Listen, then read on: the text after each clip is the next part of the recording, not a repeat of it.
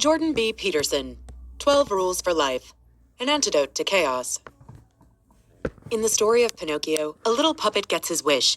He loses the strings that have been used to control his life and gets the opportunity to be a real independent boy. But what Pinocchio didn't realize was that this also meant coping with all the dangers of real life, as well as the painful lessons to be learned through honesty, friendship, and family. Classic stories like Pinocchio, as well as many other popular myths, fairy tales, and religious parables, all portray the task of finding meaning in life as a balancing act between order and chaos, the familiar and the exotic, or security and adventure. People continue passing on and rereading historical texts, along with the works of philosophers such as Socrates and Aristotle, because we yearn for universal values and rules to give our lives meaning. And these are the themes that author Jordan B. Peterson has taken into consideration when making a new list of 12 such values to help modern people through today's chaotic times. Link number 1. Hierarchies are a common facet of life in societies around the world, so give yourself an advantage with good posture. You've probably heard of the phrase the pecking order, right? But do you know where it originated? It comes from the Norwegian zoologist Thorleif Schjelderup Eby, who was studying barnyard chickens in the 1920s when he noticed that there was a clear hierarchy among these birds. At the top were the healthiest, strongest ones that always got to peck first when the chicken feed came. At the bottom were the weakest chickens, with their feathers falling out, who only got to peck at the leftover crumbs. Pecking orders like this aren't limited to chickens. They occur naturally throughout the animal kingdom. Lobsters, for instance, whether they're in the ocean or raised in captivity, will aggressively fight over the best and most secure spots for shelter. Scientists have found that these competitive conflicts will lead to the winners and losers having different chemical balances in their brains. Winners will have a higher ratio of the hormone serotonin to octopamine, while the ratio in losers will tilt in the opposite direction. These levels can even affect the posture of lobsters. More serotonin will lead to the winners being more agile and upright, and more octopamine makes losers tense and curled up. This difference will factor into further confrontations as the upright lobsters will appear bigger and more intimidating, causing the tense ones to remain submissive. As you may have guessed, similar hierarchies and cycles of winning and losing play out among humans. Studies have shown that those in the grips of alcoholism or depression are less likely to enter a competitive situation, which only reinforces more inactivity and continued low self-esteem and depression. Conversely, those on a winning streak often present a swaggering and confident body language, which can help them keep their streak alive. Just like lobsters, humans are constantly measuring themselves up against each other, and we associate a person's intelligence with their physicality. So, if you're trying to give yourself an advantage, follow the first rule. Hold your head high and strike the posture of a winner. Link number 2. Care for yourself with the same tenderness you would a loved one. If your dog was sick and the vet prescribed it medication, you wouldn't second-guess the doctor and leave the prescription unfilled, would you? And yet, 1/3 of people ignore the medical prescriptions they're given by doctors, which begs the question, why do we take better care of our pets than ourselves? Part of the reason is that because we're always conscious of our own flaws, we feel self-loathing, which in turn can lead to unnecessary self-punishment and a sense that we're unworthy of feeling good. Thus, we take better care of others than ourselves. This belief that we're unworthy goes at least as far back as the story of Adam and Eve being exiled from the Garden of Eden. In this metaphorical tale, Adam and Eve represent all human beings, and they're tricked into eating the forbidden apple of knowledge by an evil serpent. By following the advice of the snake, humans are seen as being forever corrupted with wickedness. While the story of the Garden of Eden makes us self-conscious about this dark side within ourselves and can reinforce the sense that we don't deserve good things, it can also be read another way. It's not just us, but the whole world that is corrupted. The humans and the serpent of the garden can be seen as the entire world's natural mix of order and chaos. This duality of nature can also be seen in Eastern philosophy as well, and represented in the two sides of the yin-yang symbol. There's a light and a dark side, yet both sides contain a portion of the other within them, and neither can exist without the other. In this scenario, harmony is achieved by finding the healthy balance between light and dark, and one should strive not to go too far in either direction. For example, if a parent were to try and protect their child from being exposed to anything bad, they would only be replacing that chaos with the tyranny of too much order. In other words, it's futile to try to be perfectly good. This leads us to the second rule. Care for yourself like you would a loved one. So look after yourself, but don't fight against the chaos, as this is an unwinnable fight. And rather than only doing what makes you happy, try to do what is best for you. As a child, you may not have wanted to brush your teeth or wear your mittens, but these are things that should be done. As an adult, you must determine the goals that help define who you are and the direction you want to take in life. Then you will find the steps that you should take and the actions that are best for you. Link number 3. The wrong companions can drag you down, so choose your friends wisely. One of the author's childhood friends never left the prairies of his northern Canadian hometown, Fairview, Alberta. Instead, he stuck around and ended up among the town's other ne'er-do-wells. Every once in a while, the author would return home and catch up with his friend, and each time his friend's slow, sad decline became more apparent. What was once youthful potential became aging resentment. For the author, it became clear that those ne'er-do-wells were bringing his friend down and holding him back in life. And this is something that can happen to anyone, anywhere. In a workplace setting, a similar dynamic can play out when an underachiever is put into a team of high performers. The manager might think that this will result in the problematic employee picking up good habits from the others. But studies have shown that the opposite is more likely to happen, and the bad habits will start to spread and bring down everyone's performance. This is why the third rule is to make sure you surround yourself with supportive friends, as these are the kinds of friendships that can bring about positive change. Being picky about your friends is a smart move and is not selfish or snobby. Supportive and encouraging friendships run both ways. When you need a boost, they'll be there for you, and if your friend needs help to rebound from a setback or make an improvement, you'll be there for them. This dynamic can encourage individual success, and as part of a team, it can lead to great social accomplishments. When the author left Fairview for college, he joined a group of like-minded individuals who helped each other in their studies and in many other accomplishments, such as creating a newspaper and running a successful student union. You'll know you have good friends when they don't tolerate your wallowing in negativity. They'll want what's best for you, so they'll encourage you to snap out of it and get back on track. Blink number 4. Progress is made by comparing yourself to your past achievements, not to others. There used to be such a thing as being a big fish in a small pond, but now, thanks to the internet, even the concept of a small community is a thing of the past. These days, we're all part of a global community, and no matter where you are, there is always someone better than you. This brings us to the issue of self-criticism. Now, it's important to be critical of oneself. If we weren't, then we'd have nothing to strive for, no motivation to better ourselves, and our lives would quickly become meaningless. Luckily, it's a human tendency to always see the present as lacking and the future as promising much better. There's a reason for this tendency, as it helps us stay motivated to push forward and take action. However, self-criticism can get ugly when it becomes all about comparing ourselves to others. When this happens, we quickly lose sight of our progress. First of all, this leads to thinking in black and white terms. We've either succeeded or failed. This prevents us from seeing the incremental improvements that are often small but nonetheless important. Comparisons also lead to losing sight of the big picture by focusing on a single aspect of our lives and blowing it out of proportion. For instance, let's say you're reviewing the past year and notice that you weren't as productive at work as some of your peers. You could instantly end up feeling like a total failure. But if you were to zoom out and look at all the aspects of your life, you might realize that you made some real improvements in your family life. This is why the third rule is to never compare yourself to others and to always judge yourself against your own prior accomplishments. Comparing current results to past ones will also keep you moving forward. If you start to think that you're always winning, this is a red flag that you need to do a better job of taking risks and giving yourself challenging goals. When checking in on your progress, think of yourself as a home inspector. This means looking at things from top to bottom and categorizing every problem. Is it a cosmetic or a structural fault? Before you can give a stamp of approval, make a list of things that need to be improved. This detailed approach is likely to keep you so busy on yourself that you'll be unconcerned with how you stack up against others. Blink number 5. It is a parent's duty to raise a responsible and kind child. If you've ever seen parents ignoring a child who's wreaking havoc, you may have wondered, are they just bad parents or are they being clever by allowing the child to tire himself out? Approaches to child rearing have changed over the years, often as a result of the age-old nature versus nurture debate, and differing opinions about the kinds of instincts we're born with.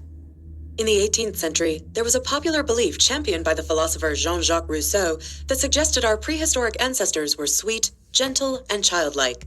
They blamed our history of war and violence on the corrupting influence civilization has had on us.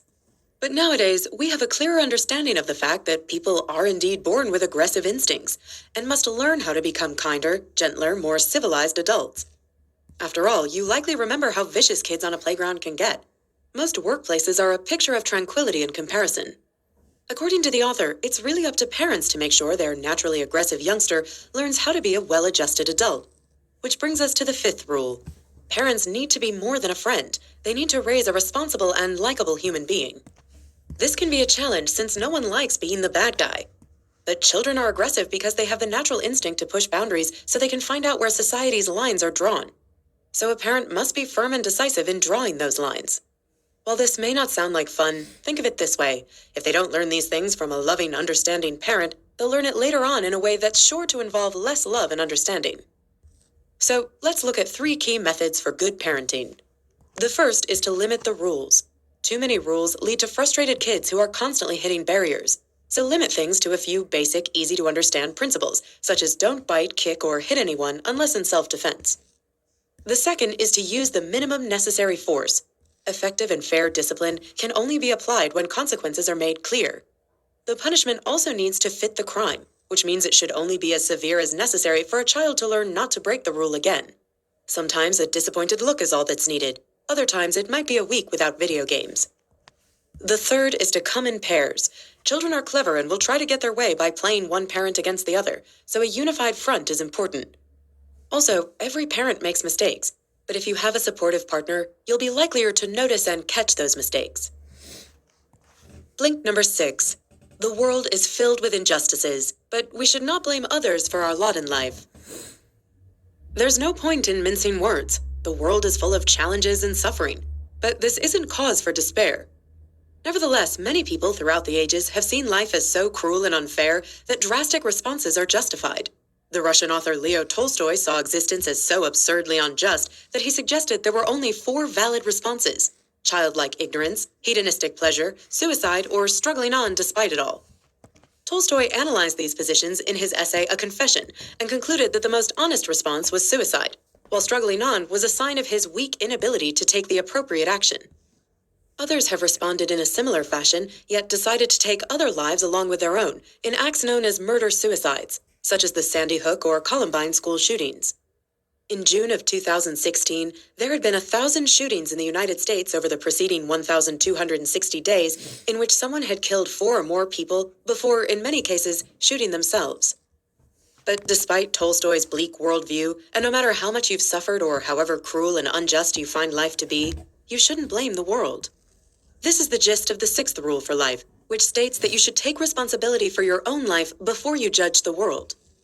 There's another Russian writer by the name of Alexander Solzhenitsyn who believed it was possible to reject the cruelty of life even when it's being cruel to you. Solzhenitsyn was among the communists who fought against the Nazis during World War II, yet despite his service, he ended up in prison by his own state after the war. As if life in a Russian gulag wasn't bad enough, he found out he had cancer while serving his sentence. But despite all this, Solzhenitsyn didn't blame the world for his lot in life. He accepted his role in supporting the Communist Party that had imprisoned him, and took it upon himself to use the time he had left to contribute something good and meaningful to the world. What he did included writing the book The Gulag Archipelago, which provided a history, as well as a damning indictment, of the Soviet camps he'd experienced firsthand. The book played an important role in extinguishing any lingering support that Stalin's brand of communism had among intellectual circles worldwide.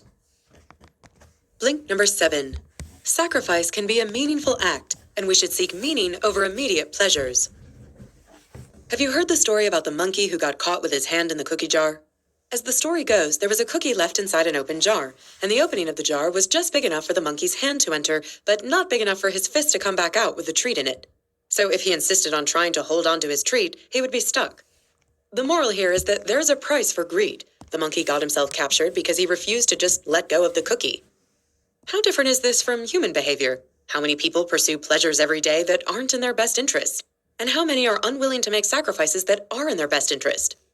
One of the side effects of seeing the world as a pit of despair is that it makes it especially easy to justify a life based in immediate pleasures that will make it more bearable. Plus, if it makes you happy, it can't be that bad, right? This is the logic behind binge eating and drinking, drug use, sexual debauchery, and other self-harming behaviors. The other side of this argument is sacrifice, the kind that brings better things in the future by giving up something now. This goes back to ancient times, where tribes would put food aside to make it through the winter or to help those in the community who couldn't hunt or farm. This is another topic heavily represented in the Bible. When God kicks Adam and Eve out of paradise, it's made clear that their original sin is the cause of the harsh and cruel life that everyone must face. However, our suffering in life is the sacrifice we must make so that we may experience the joys of the afterlife. This brings us to Rule 7. Seek meaningful goals over instant gratification. Now, you might think this is a simple concept and something that most people already do. After all, we sacrifice our time to go to work and put in hard hours now so that we can take a vacation later on or relax on a beach in the summer. But this goes deeper than sacrificing for your personal gain. There are big and small things we can sacrifice for the greater good, and the bigger the sacrifice, the more rewarding it can be. It can help to think of the lotus flower. This plant starts its life at the bottom of a lake, and inch by inch, it escapes the darkness until it breaks through the surface of the water and blossoms in the sun's rays. In other words, stick with something and be ready to make sacrifices to reach your goal, and you will be rewarded. Blink number 8. Lies are a common tool of self-deception, but we should strive toward truthful living. The German philosopher Friedrich Nietzsche believed that you could measure the strength of a person's spirit based upon how much undiluted truth they can tolerate. While truth is often considered a valuable commodity in our culture, we nevertheless tell lies all the time. One of the main reasons for lying to ourselves and to others is to get what we think we want. The Austrian psychologist Alfred Adler called these life lies, and they're characterized as the things we'll do and say to turn a poorly thought-out goal into a reality. For example, you might picture your retirement as taking place on a secluded beach in Mexico with an infinite supply of margaritas. This kind of goal can be so attractive that you'll continue fooling yourself into thinking it's possible, even as events pile up that make it increasingly far-fetched. You could even develop allergies to sun, sand, and booze, but continue lying to yourself about this perfect plan, even though it's not really a plan at all, since you haven't identified any concrete steps that could potentially make it a reality.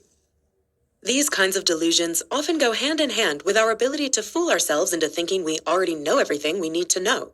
This is an especially foolish perspective to have, since it shuts off our natural desire to learn and grow. But worse and far more evil things can happen when you're living a life lie and unwilling to recognize the truth. In John Milton's epic poem Paradise Lost, Lucifer is portrayed as a reasonable character, but one who becomes too proud and enamored with his talents. So much so that he and his followers are kicked out of heaven for daring to challenge God's ultimate truth. This sets up rule number 8. Stop lying and be truthful. You don't need to give up each one of your ambitious goals, but you should be flexible so that your goals are realistic and reflect the truth. So, as your understanding and worldview changes, so should your goals. And if your life is off track, it might be time to challenge the current truth you're following, the one that has you feeling weak, rejected, or worthless, and reaffirm your personal truth so that you can get back on the right track. Blink number 9.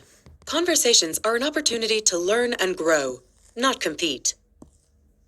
Thousands of years after his death, the ancient philosopher Socrates is still considered one of the wisest men who ever lived. One of the reasons for this is his belief that the only thing he was certain of was that he knew nothing, and this was a driving force in his conversations and his openness to learn.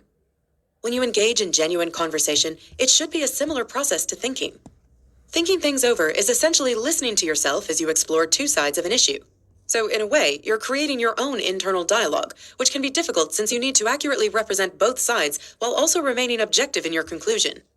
This is one big reason why people talk to each other, so that they can more easily present the two sides of an issue and come to a conclusion.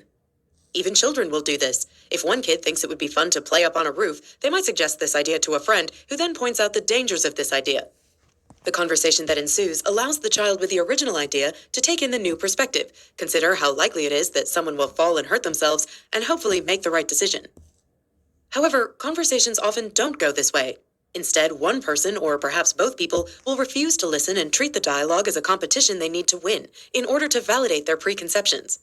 So rather than hearing what the other person has to say, they'll be thinking about what to say next or act like it's a contest of one-upping each other. This is why the 9th rule is to listen to what others have to say, while presuming you have something to learn from them. An easy tip for being a better conversationalist is to listen and then summarize or recap out loud what the other person just said.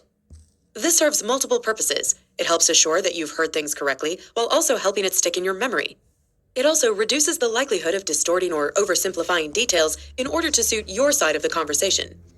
Sometimes the truth hurts, and it's painful to take in information that means you have to change your ideas and preconceptions. But this is the price you pay as part of the beautiful process of learning and growing. Blink number 10. The complexity of life should be confronted with clear and precise language. Life truly is an enormous and complicated tapestry, and yet we tend only to see the isolated parts we need to see.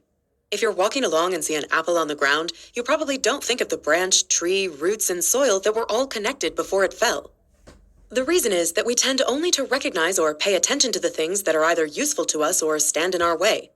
The apple catches our attention because it represents food and sustenance, but we don't consider the tree and the soil because they are of no use for satisfying our needs.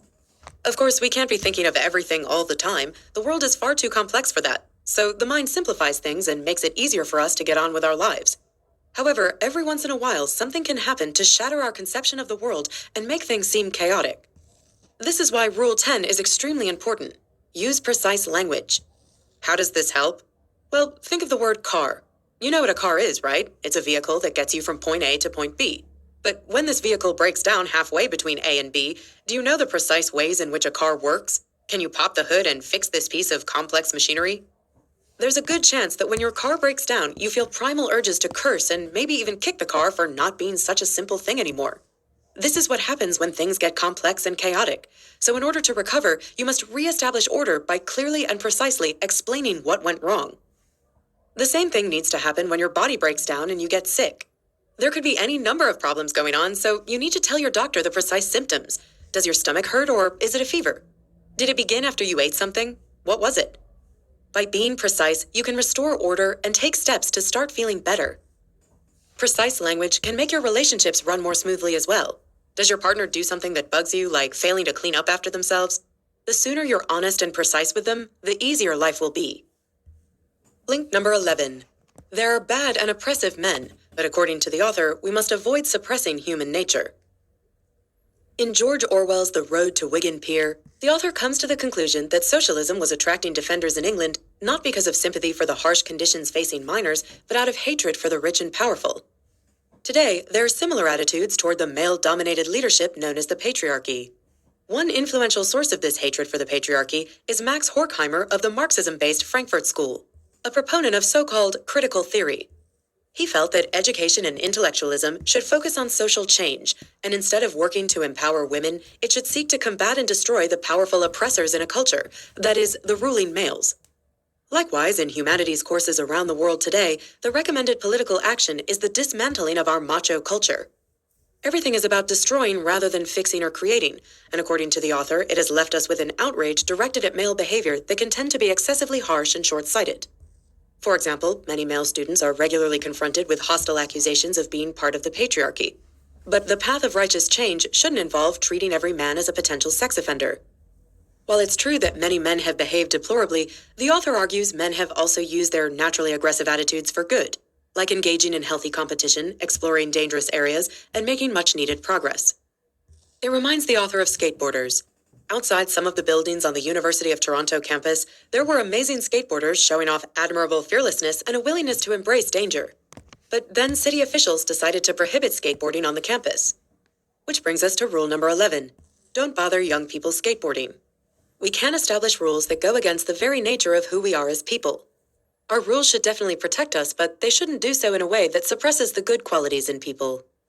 We've actually seen a fairly good fictionalized account of what can happen when men are stripped of their masculinity. As the story in Fight Club shows us, aggression can then become a forbidden fruit that manifests itself in fascist tendencies. Another real-world reaction to emasculation is the current resurgence of right-wing politics. The truth is, women don't want boys to grow up without a chance to learn things for themselves and be independent. He posits that every boy has a mom, and what kind of mom would want to care for a dependent man-child? Blink number 12. Life is hard and full of sorrow, so it's important to celebrate the small joys in life. Have you ever had to care for a sick person? It can be one of life's more difficult challenges. The author's daughter has been coping with severe arthritis since she was 6 years old. She has suffered from constant pain, requiring frequent injections and multiple surgeries for joint replacements. If you had a daughter in this situation, you might think life is unfair. But it's important to recognize that the dark bits of pain, suffering, and sorrow are what give the good moments their value. Consider Superman. When this character was first introduced, he was hugely popular. But then the comic book writers kept giving him power after power until he was virtually invincible. Naturally, readers started to find him super boring. If there is no risk of danger, Superman's victories are hollow. And in the same way, good moments would be meaningless if we didn't have to fight through difficulties and suffering to reach them. This is why it's important to follow Rule 12. Make the best out of even the smallest joys that life offers. By following this rule, you'll be sure to embrace life and appreciate every good thing that comes your way. You'll also be sure to see yourself through the tough times, even when they're prolonged. After years of pain and discomfort, the author's daughter eventually found a new physiotherapist who helped her find greater mobility, a fair amount of normality, and a lot less pain. There may be further complications down the road, but they're both happy to enjoy the improvements for as long as they last. This is the best attitude to have. It's the kind that makes you take your time to stop and pet a cat when you cross one on the sidewalk. Remember, there is no day without the darkness of night, just as there's no order without chaos. There is suffering in life, but it's also what gives meaning to our perseverance and makes the moments of peace so rewarding. Thanks for listening to our blinks to 12 Rules for Life by Jordan B. Peterson.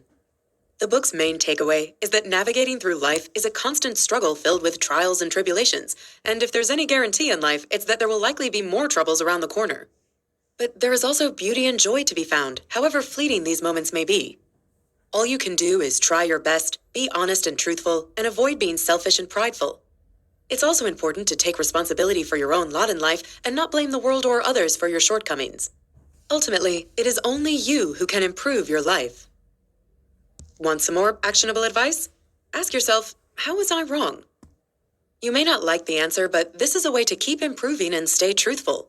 By asking yourself this question on a regular basis, you'll be able to enjoy the satisfaction of making progress every day as you keep striving to be a better human being.